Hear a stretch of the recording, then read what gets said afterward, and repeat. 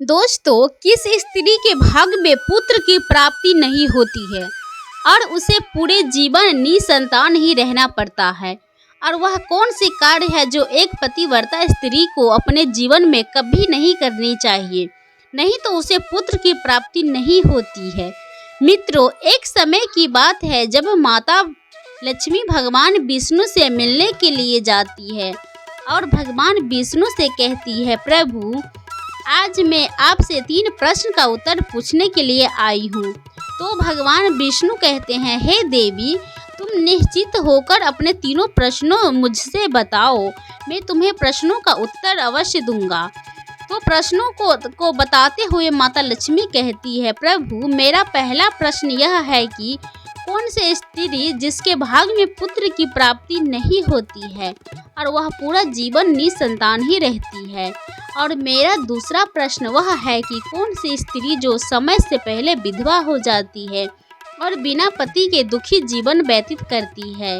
और मेरा तीसरा प्रश्न वह है कि जो कौन सी स्त्री है जो पति के होते हुए भी एक दुखी जीवन जीती है और उसे कभी अपने जीवन में सुख की प्राप्ति नहीं होती है।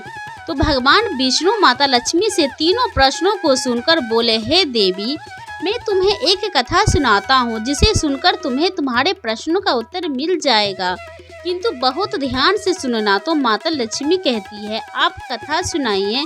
प्रभु, मैं कथा को पूरा मन लगाकर सुनूंगी। कथा को सुनाते हुए भगवान विष्णु कहते हैं, एक समय की बात है जब एक गांव में एक सेठ रहा करता था। उस सेठ के 2 बेटे थे, दोनों ही को शादी हो चुकी थी। सेठ और उसकी पत्नी बहुत दुष्ट स्वभाव के थे। उसका बड़ा बेटा और उसकी पत्नी भी दुष्ट स्वभाव की थी, लेकिन सेठ का छोटा बेटा बहुत ही अच्छे स्वभाव का था।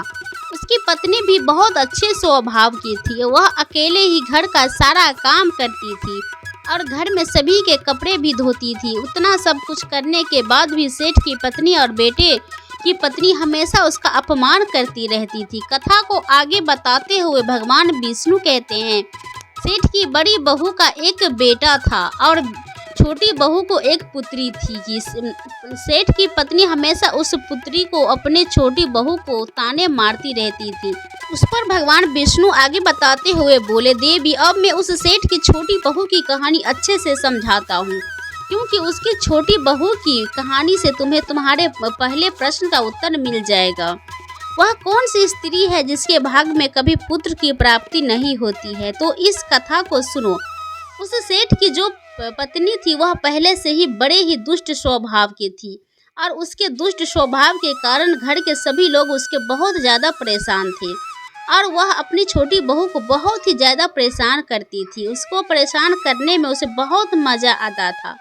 सेठ की छोटी बहू नाम राधिका था और वह बेचारी राधिका घर का सारा काम करती थी। फिर भी सेठ की पत्नी उसे हमेशा बहुत परेशान करती थी। वह कितना भी घर का काम कर ले पर सेठ की बीवी हमेशा उसे ही डांटती रहती थी। एक दिन जब राधिका घर में झाड़ू लगा रही थी तो सेठ की पत्नी बोली, इतनी देर हो गई है, तू अभी तक झाड़ू ही नहीं लगा पाई है। मैं मंदिर जा रही हूँ और जब तक वहाँ से आऊँगी तब तक खाना बन जाना चाहिए। आते ही मैं खाना खाऊंगी। फिर वह बेचारी घर की साफ सफाई करके खाना बनाने लगी और खाना बनाते समय वह मन में सोच रही थी कि मैं घर का इतना काम करती हूँ, फिर भी मेरी सास मुझे हमेशा डांटती रहती है और हमेशा परेशान करती रहती है और सभी के भी प्रेम की बात नहीं करती है, सारा काम मुझसे ही करवाती है। राधिका यह सब सोच ही रही थी, तभी दरवाज़ा खटखटाने की आवाज़ आई। तो उसने सोचा कि अभी तो खाना तैयार भी नहीं हुआ है और लगता है मेरी सासू माँ आज बहुत जल्दी ही मंदिर से लौट आई है। फिर राधिका दरवाजे के पास गई और दरवाज़ा खोला तो उसने देखा कि दरवाजे के बाहर एक साधु महाराज खड़े हैं।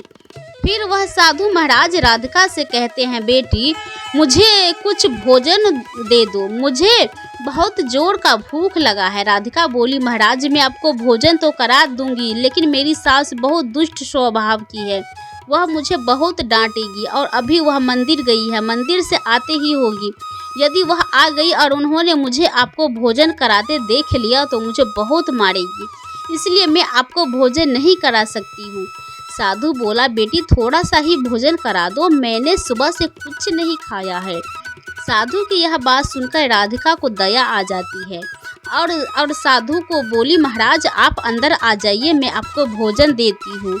तो फिर वह साधु अंदर आ जाते हैं और राधिका उनको भोजन देती है। और अभी साधु भोजन कर ही रहे थे, तभी अचानक राधिका की सास मंदिर से घर आ जाती है और उस साधु को भोजन करते देखकर बोली, यह मेरा घर है, कोई भोजनालय नहीं कि कोई यहाँ आकर भोजन करके चला जाए। और तुमने इस साधु को भोजन क्यों दिया? क्या अन्न मुफ्त में आता है जो हर किसी को अपने घर में बैठाकर खिलाती रहती है? और यह कर उस साधु को धक्के मारकर अपने घर से बाहर निकाल दिया और उसका खाना उठाकर बाहर फेंक दिया। फिर राधिका से कहने लगी, तूने इस साधु को भोजन क्यों कराया? अन्न कितना महंगा आता है तुझे पता नहीं? अब घर के लोग क्या खाएंगे? तो राधिका डरते हुए बोली, साधु बहुत भूखा था इसलिए मैंने उसे भोजन दे दिया था और उसे मैंने अपने हिस्से का भोजन दिया था, इसीलिए आज मैं भोजन नहीं करूंगी। और इतना गुस्सा क्यों होती हो?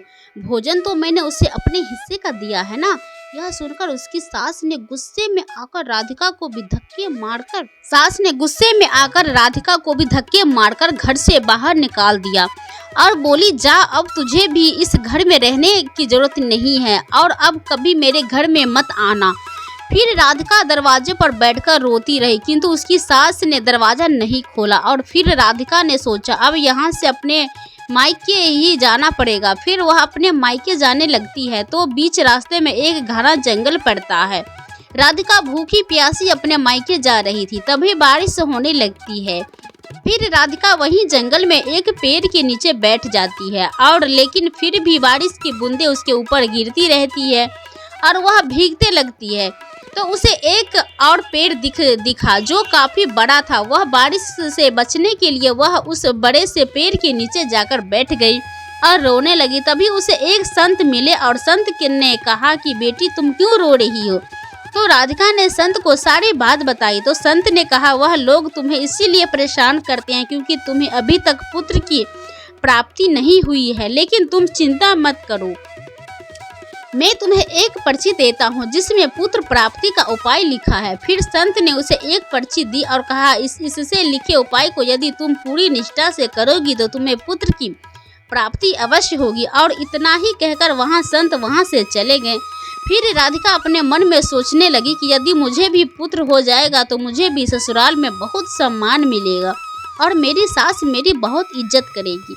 यह सोच ही रही थी तभी बारिश के बूंद बंद हो गई और फिर उसने पर्ची को खोला और पढ़ा तो उसमें लिखा था, पुत्र प्राप्ति के लिए स्त्री को हमेशा अपने पति के बाएं ओर सोना चाहिए। और पर्ची में आगे लिखा था कि मासिक धर्म शुरू होने के प्रथम 4 दिवस में स्त्री को पुरुष के मिलन से पुरुष रोग प्राप्ति होगा और इसीलिए मासिक धर्म के प्रथम 4 दिन पति पत्नी को मिलन नहीं करना चाहिए तथा मासिक धर्म के 5वें दिन मिलन से कन्या की प्राप्ति होती है और 6ठे दिन मिलन से पुत्र की प्राप्ति होती है और 7वें दिन की मिलन से बंध्या पुत्री होती है तथा मासिक धर्म की 10वीं रात्रि में मिलन करने से अति श्रेष्ठ पुत्र की प्राप्ति होती है। और फिर उस पर्ची में लिखी सारी बातें पढ़कर राधिका अपने मन में सोचने लगी, अब मैं इसी जंगल में रहूंगी। फिर वह जंगल में ही कुटिया बनाकर रहने लगी और फिर उसका पति उसे ढूंढते हुए उसी जंगल में राधिका के पास पहुंचा और उसने कहा, तुम घर चलो।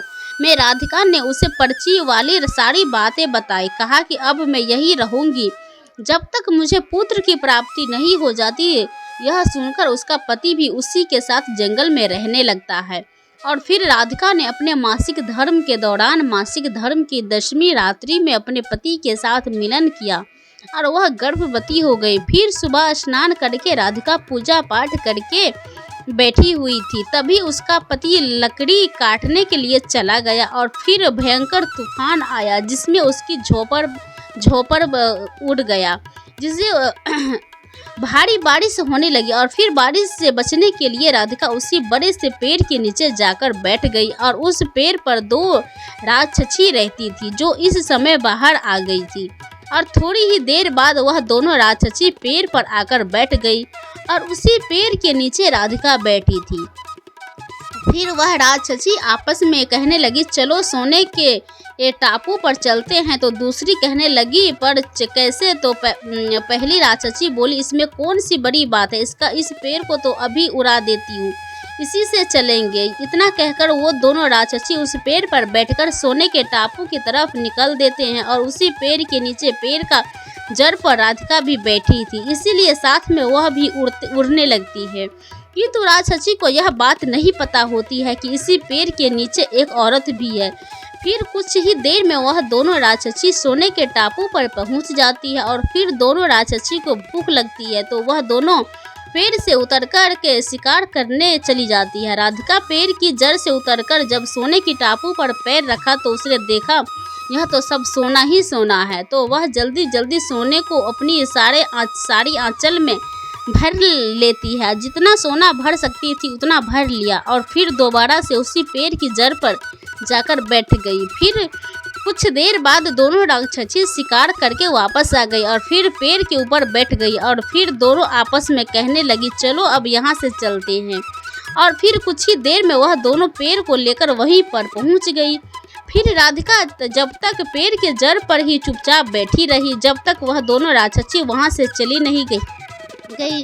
फिर भगवान विष्णु कहती है, कहानी को आगे बताते हुए माता लक्ष्मी से कहते हैं, अब कहानी को ध्यान से सुनना, क्योंकि यही से आपको पता चलेगा कि किस स्त्री के भाग्य में पुत्र की प्राप्ति नहीं होती है। तो माता लक्ष्मी कहती है प्रभु भगवान विष्णु है। फिर भी कुछ देर बाद वह दोनों राक्षसी वहाँ से चली गई। और फिर राधिका उस सोने को पेड़ को लेकर जब से नीचे आ गई और सोचने लगी कि सारा सोना लेकर मैं अपने घर जाऊंगी और मेरी सास इतना सोना देकर खुश हो जाएगी और मुझे परेशान करना बंद कर देगी और मुझसे घर का काम भी नहीं कराएंगे। राधिका यह सोच ही रही थी, तभी उसका पति भी जंगल से लकड़ी काटकर आ गया। राधिका से कहने लगा, इतना सारा सोना तुम कहाँ से लाई हो? तो राधिका ने उसे राक्षसी वाली सारी बात बताई और कहा, चलो अब हम लोग घर चलते हैं। तो उसका पति बोला, ठीक है। और फिर दोनों घर जाते हैं और घर जाते ही राधिका ने अपनी सास को सारा सोना दे दिया। फिर इतना सारा सोना देखकर उसकी सास बहुत खुश हुई और उससे पूछने लगी कि तुम इतना सारे सोना कहाँ से लाई हो? राधिका ने अपने सास को राक्षसी वाली बात सारी बता दी। सास ने सारा सोना ले लिया और उसके बाद राधिका से कहने लगा, इतने सोने से क्या होगा? जब वहाँ पर बहुत सारे सोना था तो तुझे और ज्यादा सोना लेकर आना था, इतना थोड़ा सोना लेकर क्यों आई हो? तो राधिका बोली, माँ जितना सारा सोना तो है और लाती तो क्या होता। उसकी सास बोली, तुझे और ज्यादा सोना लाना था जिससे हमारी 7 पुश्तों बैठकर खाती, फिर भी सोना खत्म ना होता। अब तू देख, इस बार मैं जाऊंगी और बहुत सारे सोना लेकर आऊंगी। तो राधिका ने कहा, नहीं माँ जी, आप वहाँ मत जाओ, वहाँ जाना भी खतरा है। तो सास बोली, नहीं तो मैं जाऊंगी, बहुत सारा सोना लेकर आऊंगी। अब इस प्रकार उसकी सास ने उसकी बातें नहीं मानी और उसी जंगल में पहुँच गई और उसी पेड़ के नीचे जाकर बैठ गई जहाँ पर कुछ दिनों पहले राधिका बैठी थी। तो उसे राक्षसी उड़ाकर सोने के टापू पर ले गई थी। फिर कुछ देर बाद राधिका की सास पेड़ की जड़ पर बैठी रही और थोड़ी ही देर में वहाँ दोनों राक्षसी वहाँ आई और उसी पेड़ पर बैठकर गई। फिर एक राक्षसी कहने लगी, आज सोने के टापू पर नहीं बल्कि आज नदी के किनारे चलते हैं, वहाँ पर मछलियाँ खाएंगे। और इतना कहकर पेड़ को लेकर नदी की तरफ चल देती है। तभी उसकी सास एकदम से बोल पड़ती है, तुम दोनों पेड़ को सोना के टापू पर लेकर क्यों नहीं जा रही हो?